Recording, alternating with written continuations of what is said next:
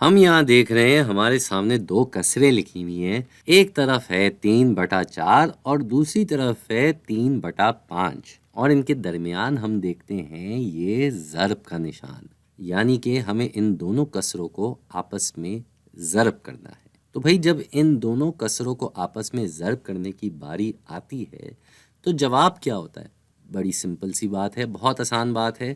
ہم کیا کرتے ہیں کہ اوپر والے نمبر آپس میں ضرب کر دیتے ہیں اور نیچے والے نمبر آپس میں ضرب کر دیتے ہیں، یعنی کہ یہاں یہ 3 اور 3 ضرب ہو کے بن جائے گا 9 اور نیچے یہ 4 اور 5 ضرب ہو کے بن جائے گا 20۔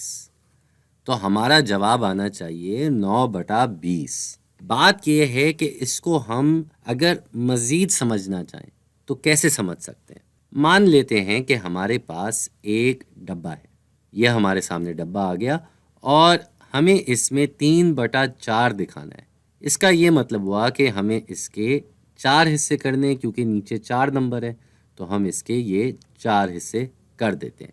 اب کیونکہ اس کسر میں 3 لکھا ہوا ہے تو ہم ان 4 میں سے 3 حصے رنگ کر دیں گے۔ یہ ہم پہلا حصہ رنگ کر رہے ہیں، اس کے بعد ہم دوسرا حصہ بھی رنگ کریں گے۔ یہ دوسرے حصے کی باری آگے ہوئی، اس کو بھی رنگ کر دیا جائے۔ تو یہ ہم وہ حصہ بھر رہے ہیں جو اوپر لکھا ہوا ہے، اس کسر کے 3/4 لکھا ہوا ہے، لہٰذا ہم اس کے 3 حصے رنگ کر رہے ہیں۔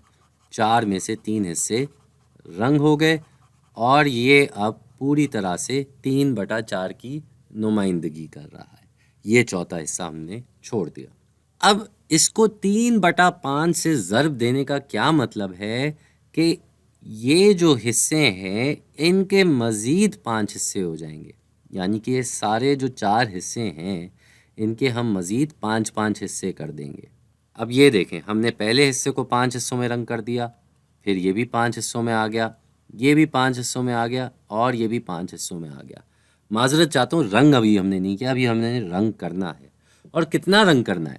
ہم نے ان سب حصوں میں 3 حصے رنگ کرنے ہیں، کیونکہ یہ 3/5 ہے تو ہم نے 3/4 کا مزید 3/5 نکالنا ہے، یعنی کہ ہر حصہ جو 5 حصوں میں بٹ چکا ہے ان کے ہم نے 3 حصے رنگ کرنے ہیں۔ تو یہ ہم پہلا حصہ رنگ کر دیتے ہیں، یہ ہم دوسرا حصہ رنگ کر دیتے ہیں، یہ تیسرا حصہ رنگ کر دیتے ہیں۔ اب ہم آگے بڑھ جائیں گے اس پرانے حصے پہ اور اس کے 5 میں سے ہم نے پھر سے 3 حصے رنگ کرنے ہیں۔ یہ دوسرا حصہ رنگ ہو گیا اور یہ پھر تیسرا حصہ رنگ ہو گیا۔ اب آ جائیں گے ہم اس تیسرے والے حصے پہ اور اس کے بھی ہم 5 میں سے 3 حصے رنگ کر دیں گے، کیونکہ ضرب کسر میں ایسے ہی کی جاتی ہے۔ ہمارے پاس 3/4 تھا جس کا مزید ہمیں 3/5 نکالنا ہے، اسی لیے ہم یہ 5 حصوں میں کرنے کے بعد ان کے 3 حصے رنگ کر رہے ہیں۔ اب اگر گنا جائے تو کتنے حصے رنگ کیے ہم نے؟ یہ 1، یہ 2، یہ 3، یہ 4، 5، 6، 7، 8 اور 9۔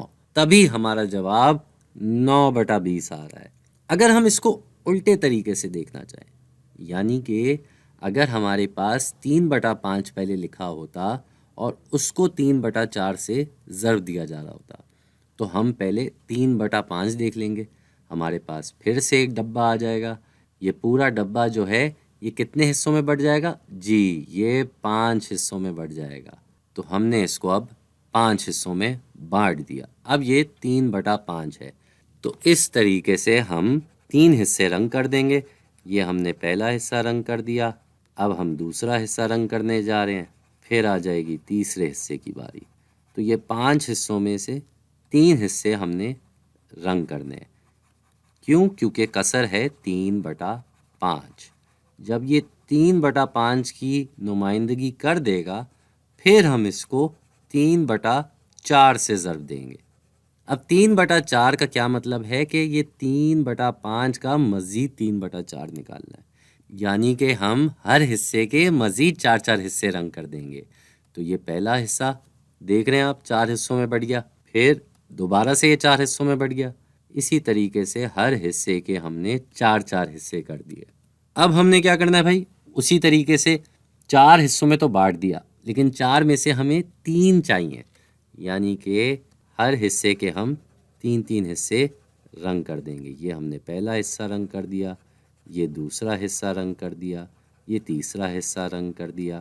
پھر یہاں پہ اگلے والے حصے پہ آ جائیں گے، اوریجنل حصے پہ، جہاں ہم نے پہلا حصہ رنگ کر دیا، یہ دوسرا حصہ رنگ کر دیا اور یہ تیسرا حصہ رنگ کر دیا۔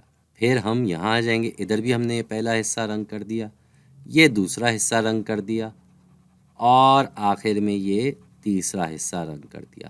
تو یہ 3/5 والے حصے میں ہم نے ہر حصے کے 4 حصے کیے اور ان 4 حصوں میں سے 3 حصے رنگ کر لیے۔ تو ہم نے کتنے حصے رنگ کیے؟ اس کو گن لیتے ہیں۔ یہ 1، یہ 2، یہ 3، یہ 4، یہ 5، 6، 7، 8 اور یہ 9۔ تو پھر سے ہمارا جواب تبھی آ رہا ہے 9/20، کیونکہ 20 حصے تو ہو گئے تھے جب ہم نے ان 5 حصوں کے 4 حصے کیے تھے، اور ان 20 میں سے ہم نے 9 حصے رنگ کیے، تبھی ہمارا جواب دوبارہ آ جاتا ہے 9/20۔